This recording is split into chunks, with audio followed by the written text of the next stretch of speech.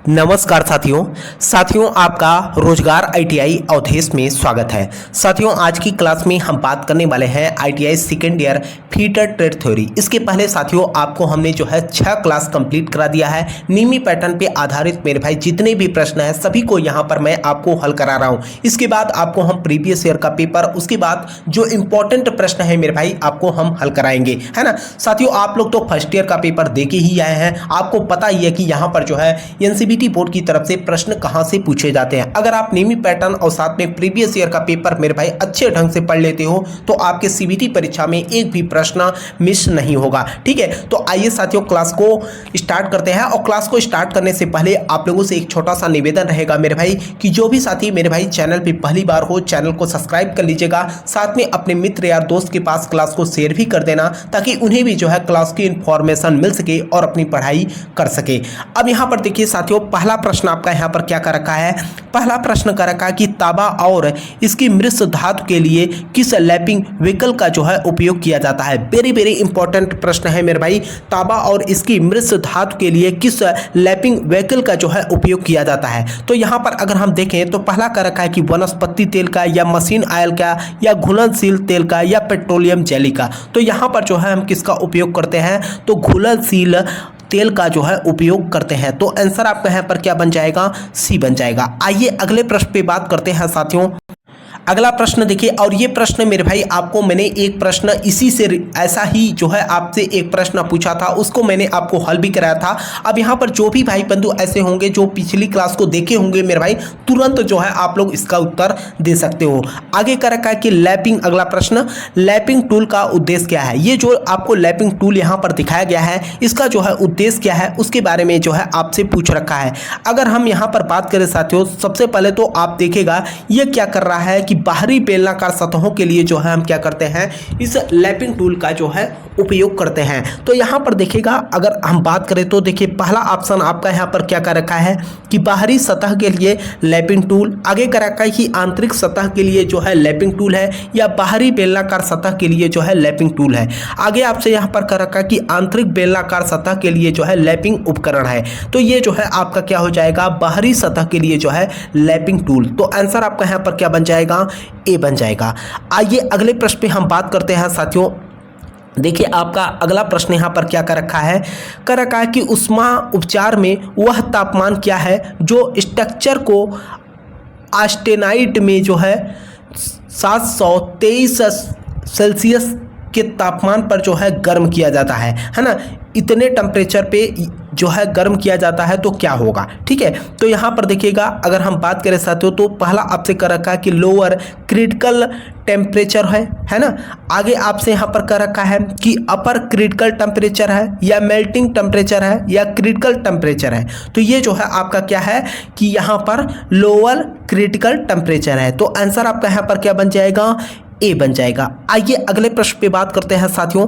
देखिए आपका अगला प्रश्न यहाँ पर क्या कर रखा है, 154 नंबर, यदि गर्म स्टील को धीरे धीरे ठंडा किया जाता है तो पुरानी संरचना को बनाए रखा जाता है और इसमें बारीकी ग्रेन्स होंगे तो इसे आसानी से मशीन करने योग्य बना देता है। अब यहाँ पर देखिए थोड़ा सा प्रश्न को ध्यानपूर्वक मेरे भाई समझने का प्रयास कीजिएगा। यदि गर्म स्टील को जो है हम धीरे धीरे ठंडा करते हैं, है ना, और पुरानी संरचना को बनाए रखा जाता है, इसमें जो है बारीकी ग्रेन्स होंगे जो इसे आसानी से जो है मशीन करने योग्य बना देते हैं। तो ये जो है कौन सा प्रोसेस है उसके बारे में जो है आपसे पूछ रखा है। अगर हम प्रोसेस की बात करते हैं तो यहाँ पर देखिए एनेलिंग की बात की गई है या हार्डनिंग की बात की गई है या टेम्परिंग की बात की गई है या जो है आपके नॉर्मलाइजिंग की बात की गई है। तो ये जो है आपका अगर आप बात करते हो यहाँ पर एनेलिंग हो जाएगा। तो आंसर आपका यहाँ पर क्या बन जाएगा, ए बन जाएगा। ठीक है, आइए अगले प्रश्न पे बात करते हैं। देखिए अगला प्रश्न आपका यहाँ पर क्या कर रखा है, कर रखा कि एक नई संरचना बनाने के लिए तेजी से ठंडा होने वाले गर्म स्टील का नाम क्या है। एक नई संरचना बनाने के लिए तेजी से ठंडा होने वाले गर्म स्टील का नाम क्या है, ये जो है आपसे पूछ रखा है। वेरी इंपॉर्टेंट प्रश्न है मेरे भाई। यहाँ पर देखिएगा आपसे क्या कर रखा है, पहला कर रखा है कि फेराइड है या आस्टेनाइट है या मार्टेसाइट है या पियरेलाइट है। तो ये जो है आपका क्या है, मार्टेसाइट है। तो आंसर आपका यहाँ पर क्या बन जाएगा, सी बन जाएगा। देखिए आपका अगला प्रश्न मेरे भाई यहाँ पर क्या कर रखा है, अगर हम अगले प्रश्न की यहाँ पर बात करते हैं तो कर रखा है कि काटने की क्षमता को जोड़ने और स्टील पर घिसने का प्रतिरोध उत्पन्न करने की प्रक्रिया क्या है ना। काटने की क्षमता को जोड़ने और स्टील पर घिसने का प्रतिरोध उत्पन्न करने की प्रक्रिया क्या है, ये जो है आपसे पूछ रखा है। अगर हम प्रक्रिया की बात करते हैं, काटने की क्षमता को जोड़ने और स्टील पर घिसने का प्रतिरोध उत्पन्न करने की प्रक्रिया क्या है, ये जो है आपसे पूछ रखा है। अगर हम प्रक्रिया की बात करते हैं, टेम्परिंग है या एनेलिंग है या नॉर्मलाइजिंग है या हार्डनिंग है, तो ये जो है आपका क्या हो जाएगा, यहाँ पर सीधे तौर पे अगर हम बात करते हैं तो ये जो है आपका क्या हो जाएगा, यहाँ पर देखिएगा तो हार्डनिंग हो जाएगा। ठीक है, तो आंसर आपका यहाँ पर क्या बन जाएगा, डी बन जाएगा। आइए अगले प्रश्न पे हम बात करते हैं, और ये भी प्रश्न मेरे भाई आपके सीबीटी परीक्षा के लिए बहुत ही इंपॉर्टेंट है।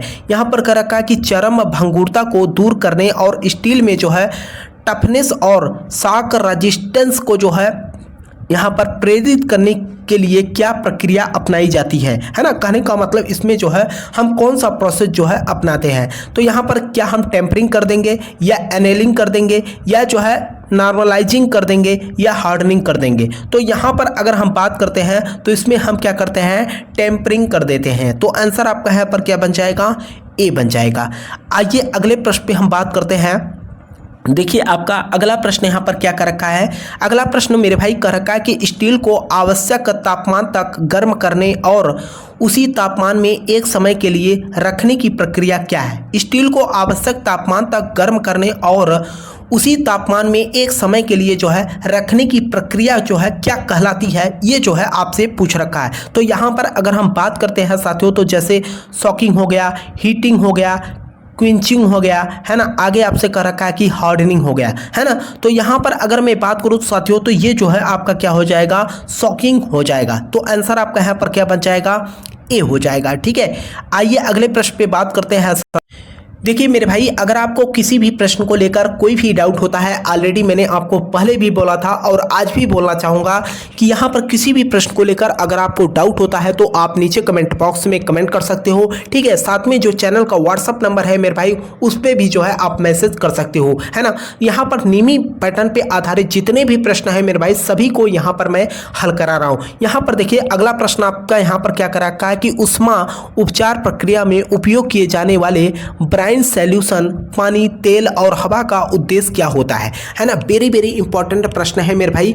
कह रखा है कि ऊष्मा उपचार प्रक्रिया में उपयोग किए जाने वाले ब्राइन सॉल्यूशन पानी, तेल और हवा का उद्देश्य क्या है, ये जो है आपसे पूछ रखा है। तो यहाँ पर अगर मैं बात करूँ सॉकिंग हो गया या क्विंचिंग हो गया, हीटिंग हो गया या आस्टेनाइट, तो यहाँ पर हम क्या करते हैं, क्विंचिंग करते हैं। तो आंसर आपका यहाँ पर क्या बन जाएगा, पी बन जाएगा। देखिए साथियों आपका अगला प्रश्न यहाँ पर क्या कर रखा है, अगर हम अगले प्रश्न की यहाँ पर बात करते हैं तो कर रखा है कि विशेष मिश्र धातु इस्पात के लिए कौन सा क्विंचिंग मीडिया का उपयोग किया जाता है। वेरी वेरी इंपॉर्टेंट प्रश्न है मेरे भाई आपके सीबीटी परीक्षा के लिए। कर रखा है कि विशेष मिश्र धातु इस्पात के लिए कौन सा क्विंचिंग मीडिया का उपयोग किया जाता है, ब्राइन सॉल्यूशन का उपयोग या पानी का या तेल का या ठंडी हवा का। तो इसमें हम क्या करते हैं, ठंडी हवा का जो है उपयोग करते हैं। ठीक है, गर्म हवा का नहीं। ठीक है, ध्यान रखिएगा, कभी कभी हो सकता है मेरे भाई आपके यहाँ पर ऑप्शन में गर्म हवा भी दे दे। ठीक है, तो आंसर आपका यहाँ पर क्या बन जाएगा, डी बन जाएगा।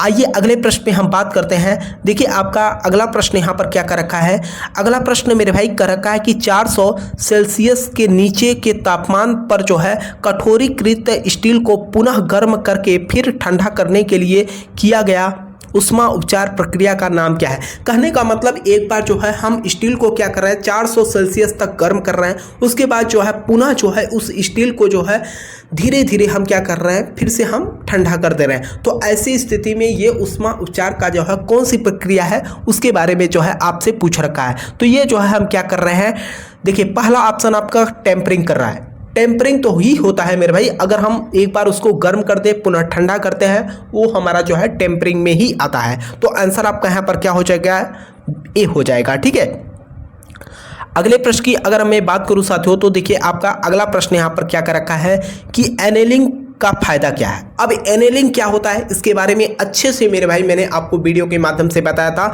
जितने भी भाई ऐसे हैं जो क्लास को देखे हैं, आप लोग कमेंट बॉक्स में कमेंट करके जरूर बताना कि एनेलिंग होता क्या है, आपके लिए होमवर्क है, ठीक है।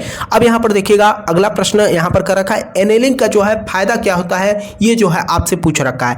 अगर हम एनेलिंग की बात करते हैं, देखिए पहला कर रखा है कि आंतरिक तनाव को जो है दूर करने के लिए यही तो किया जाता है मेरे भाई, कि जो हमारा जो है आंतरिक तनाव होता है उसको हम यहाँ पर क्या कर देते हैं, कम कर देते हैं या दूर कर देते हैं। तो आंसर तो आपका यहाँ पर क्या हो जाएगा, ए बन जाएगा। आइए अगले प्रश्न पे बात करते हैं साथियों।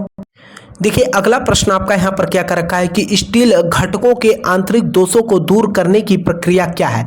स्टील घटकों के आंतरिक दोषों को दूर करने की प्रक्रिया क्या है ना। स्टील घटकों के आंतरिक दोषों को दूर करने की प्रक्रिया क्या है, उसके बारे में आपसे पूछ रखा है। स्टील की जो है एनेलिंग के लिए, या स्टील की जो है नॉर्मलाइजिंग के लिए, या कठोरीकृत इस्पात के लिए, या हम टेम्परिंग करते हैं। तो इसमें जो हम क्या करते हैं, स्टील की जो है नॉर्मलाइजिंग करते हैं। तो ऑप्शन की अगर आप बात करोगे तो ऑप्शन आपका है पर क्या बन जाएगा, बी बन जाएगा, स्टील की नॉर्मलाइजिंग, ठीक है। आइए अगले प्रश्न पे बात करते हैं। देखिए आपका अगला प्रश्न यहाँ पर क्या कर रखा है, अगर हम अगले प्रश्न की यहाँ पर बात करते हैं तो कर रखा है कि रोशना टार्क को संचारित करने के लिए किस कुंजी का उपयोग किया जाता है। बेरी बेरी यहाँ पर मेरे भाई प्रश्न है, कर रखा है कि रोशना टार्क को जो है यहाँ पर अगर हम बात करें, ठीक है, रोशना टार्क को जो है संचारित करने के लिए किस कुंजी का उपयोग किया जाता है। वेरी वेरी इंपॉर्टेंट प्रश्न है, सैडल की का, या वुडरफ की का, या गिब हेड की का, या फेदर की का। तो यहाँ पर अगर हम बात करें साथियों तो हम इसमें जो है क्या करते हैं, वुडरफ की का जो है उपयोग करते हैं। तो आंसर आपका यहाँ पर क्या बन जाएगा, बी बन जाएगा। आइए अगले प्रश्न पे बात करते हैं। देखिए आपका अगला प्रश्न यहाँ पर क्या कर रखा है, कर रखा है कि स्टील के यांत्रिक गुणों जैसे स्ट्रेंथ, चिमड़पन, डक्टिलिटी कैसे प्रभावित होते हैं। ये जो है किस तरीके से जो है प्रभावित होते हैं, या हम टेम्परिंग के द्वारा कर देते हैं, या हार्डनिंग के द्वारा, या एनेलिंग के द्वारा, या नॉर्मलाइजिंग के द्वारा, ठीक है। तो इसमें जो है अगर आप बात करेंगे साथियों तो यहाँ पर जो है हार्डनिंग के जो है द्वारा हो जाएगा। तो आंसर आपका यहाँ पर क्या बन जाएगा, बी बन जाएगा, ठीक। अगले प्रश्न पे हम बात करते हैं साथियों। आपका अगला प्रश्न यहाँ पर क्या कर रखा है,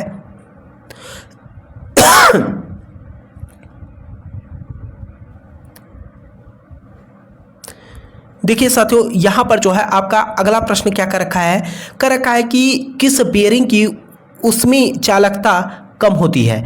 अब देखिए साथियों आपको मैं बता दूं, यहाँ पर आप लोगों के लिए मेहनत कर रहे हैं साथियों। कई सारे स्टूडेंट हमारे पास कमेंट किए थे कि सर जो है इसका एक ही क्लास में जो है आप पूरा पीडीएफ हल करा दीजिए। तो आपको मैं बता दूं साथियों, देखिए एक ही क्लास में जो है आपको हम करा देंगे। पहले तो अभी छोटा छोटा पार्ट करा रहे हैं, 25-25, 30-30 प्रश्न मेरे भाई, आपको इसमें बोरिंग भी नहीं होगा और बड़े आसानी से जो है आप अच्छे ढंग से मेरे भाई पढ़ पाएंगे, ठीक है। अब यहाँ पर कर रखा है कि किस बेयरिंग की ऊष्मीय चालकता जो है कम होती है, थर्मल, यहाँ पर अगर हम बात करें चालकता की बात की गई है। अब यहाँ पर देखिएगा अगर हम बेयरिंग की ऊष्मीय चालकता की बात करते हैं मेरे भाई, तो देखिए यहाँ पर कम होती है नायलॉन का या टेफ्लॉन का, है ना। आगे आपका यहाँ पर सिंटर्ड एलॉय का या लेमिनेटेड फेनोलिक्स का, ठीक है। तो यहाँ पर अगर आप बात करते हैं तो ये जो है आपका क्या हो जाएगा, लेमिनेटेड फेनोलिक्स का जो है ऑप्शन आपका आंसर यहाँ पर क्या बनेगा, डी बन जाएगा, ठीक है। अगले प्रश्न पे हम बात करते हैं साथियों। देखिए आपका अगला प्रश्न यहाँ पर क्या कर रखा है कि बॉल बेयरिंग में प्रदान किए गए गहरे ग्रूवेस वाले बॉल रेसेस का उद्देश्य क्या है। बॉल बेयरिंग में प्रदान किए गए गहरे ग्रूवेस वाले बॉल रेसेस का उद्देश्य क्या है, उसके बारे में जो है आपसे यहाँ पर पूछ रखा है। तो अगर हम यहाँ पर बॉल की बात करते हैं मेरे भाई, तो देखिएगा पहला आपसे कर रखा है कि झटके झेलने के लिए या जनरल लोड को जो है ले जाने के लिए होता है। आगे आपसे यहाँ पर क्या कर रखा है कि अच्छी थ्रस्ट का जो है सामना करने के लिए, या रेडियल लोड को जो है सामना कर, यहाँ पर जो है हम क्या करते हैं, अच्छी थ्रस्ट का जो है सामना करने के लिए किया जाता है। तो आंसर आपका यहाँ पर क्या बन जाएगा, सी बन जाएगा, ठीक। अगले प्रश्न पे हम बात करते हैं साथियों। देखिए आपका अगला प्रश्न यहाँ पर क्या कर रखा है ना। आपको मैं बता दूं साथियों, ये प्रश्न जो मैं आपको यहाँ पर करा रहा हूँ, ये प्रश्न जो है आपके 2023 के सीबीटी परीक्षा में पूछा गया है, और साथ में 2025 में अभी जो आपका बैक पेपर मेरे भाई कंप्लीट कराया गया ITI सेकेंड ईयर का, उसमें भी जो है ये प्रश्न पूछा गया था। कहा कि डबल रोलर बेरिंग का उपयोग क्यों किया जाता है, डबल रोलर बेरिंग का जो है उपयोग क्यों किया जाता है, ये जो है आपसे पूछ रखे हैं। अब यहाँ पर बात आती है मेरे भाई, देखिए पहला आपसे कर रखा है कि अच्छी भार लेने के लिए, या जो है रेडियल लोड लेने के लिए, या भारी अच्छी भार को जो है लेने के लिए, या भारी रेडियल भार को जो है यहाँ पर लेने के लिए जो है उपयोग किया जाता है। तो अगर आप बात करेंगे साथियों, तो यहाँ पर जो है आपका क्या होता है, भारी रेडियल भार को जो है लेने के लिए। तो यहाँ पर आंसर आपका क्या हो जाएगा, भारी रेडियल भार को जो है लेने के लिए। तो आंसर आपका यहाँ पर क्या बनेगा, डी बन जाएगा। आइए अगले प्रश्न पे हम बात करते हैं। देखिए आपका अगला प्रश्न यहाँ पर क्या कर रखा है कि क्यों बियरिंग मटेरियल का गलनांक सॉफ्ट के गलनांक की तुलना में कम होना चाहिए। कर रखा है कि क्यों बियरिंग मटेरियल का जो गलनांक होता है वो सॉफ्ट के गलनांक से जो है क्या होना चाहिए, तुलना में जो है कम होना चाहिए। आखिर ऐसा क्यों है ना। तो अब यहाँ पर देखिएगा, पहला कर रखा है कि बियरिंग को जो है नुकसान होने से रोकने के लिए। आगे आपसे यहाँ कर रखा है कि बेयरिंग को जो है कुशलता से चलाने के लिए। अगर हम ऑप्शन पहला देखते हैं यहाँ पर साथियों, पहला ऑप्शन अगर आप देखेंगे यहाँ पर तो देखिएगा, ध्यान से देखिएगा तो कह रखा है यहाँ पर प्रिवेंट सॉफ्ट राइजर। ठीक है, तो यहाँ पर हम क्या करते हैं, प्रिवेंट सॉफ्ट राइजर। तो आंसर आपका यहाँ पर क्या बन जाएगा, ए ही बन जाएगा। अगले प्रश्न की बात करते हैं साथियों।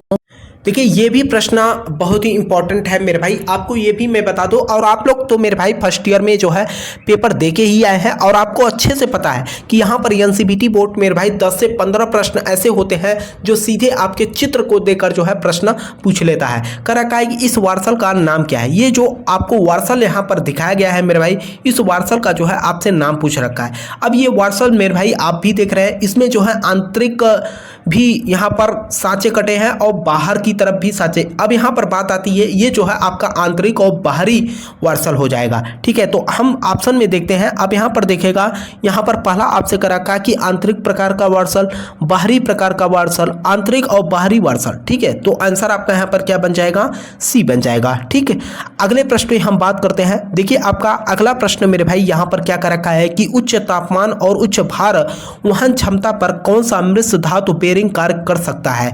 उच्च तापमान और उच्च भार वहन क्षमता पर कौन सा मिश्र धातु बेरिंग कार्य कर सकता है, इसके बारे में जो है आपसे पूछ रखा है मेरे भाई। तो यहाँ पर कास्ट आयरन कर सकता है, या व्हाइट मेटल कर सकता है, या कॉपर सीसा मिश्र धातु, या कैडमियम आधारित मिश्र धातु। तो ये जो है आपका कैडमियम आधारित मिश्र धातु होता है मेरे भाई। तो आंसर आपका यहाँ पर क्या बन जाएगा, डी बन जाएगा। ठीक है, आइए अगले प्रश्न पे बात करते हैं साथ।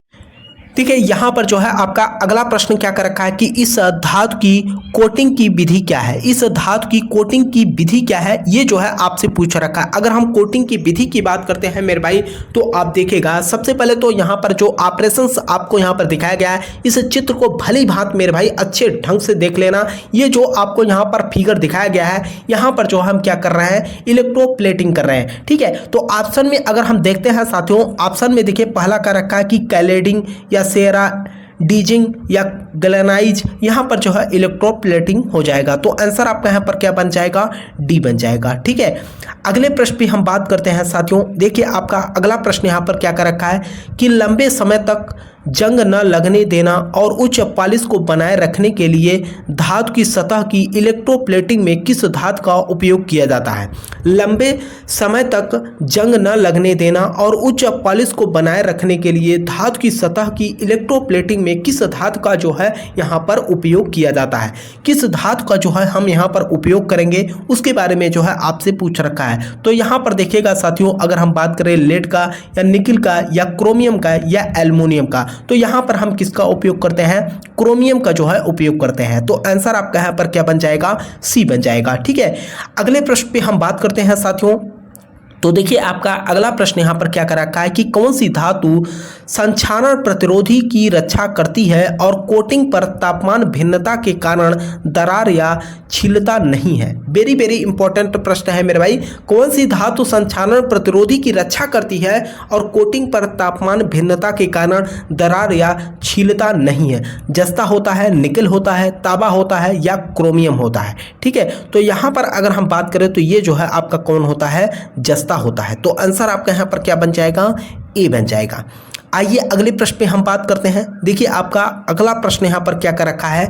अगला प्रश्न मेरे भाई कर रखा है कि रासायनिक संयंत्र और खाद्य प्रोसेसिंग में किस संक्षारण प्रतिरोधी धातु का उपयोग किया जाता है। रासायनिक संयंत्र में खाद्य प्रोसेसिंग में किस संक्षारण प्रतिरोधी धातु का जो है यहाँ पर हम उपयोग करते हैं। लेड का उपयोग करते हैं। आगे अगर हम ऑप्शन की बात करें साथियों, आगे आपसे यहाँ पर कर रखा है कि तांबा या एल्युमिनियम या स्टेनलेस स्टील, तो इसमें जो है हम किसका उपयोग करते हैं, स्टेनलेस स्टील का जो है उपयोग करते हैं। अगला प्रश्न मेरे भाई आप लोगों के लिए मैं होमवर्क दे रहा हूँ, ठीक है। यहाँ पर कर रखा है कि थ्रस्ट बॉल बेयरिंग का उद्देश्य क्या है। आप लोग फर्स्ट ईयर में पढ़ के आए हो मेरे भाई बॉल बेयरिंग के बारे में, तो यहाँ पर कर रखा है कि थ्रस्ट बॉल बेयरिंग का उद्देश्य क्या है। आप लोग कमेंट बॉक्स में कमेंट करके जरूर बताना इस प्रश्न का उत्तर, ठीक है। और मुझे उम्मीद है साथियों कि आप लोगों को जो है क्लास समझ में आई होगी।